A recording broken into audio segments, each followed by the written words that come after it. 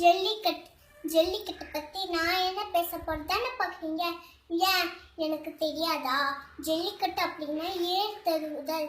அது எப்படி நடக்கும்னு தெரியுமா?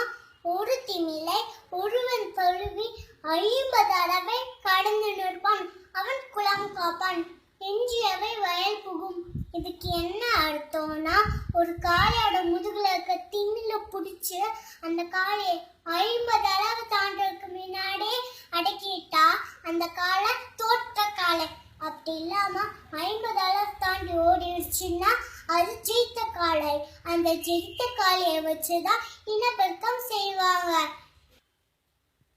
இதுதான் தமிழரோட மரபு, தமிழரோட வீரம், தமிழரோட பண்பாடு. ஏன் காளையை மட்டுமே குறி வைக்கிறாங்கன்னு தெரியுமா?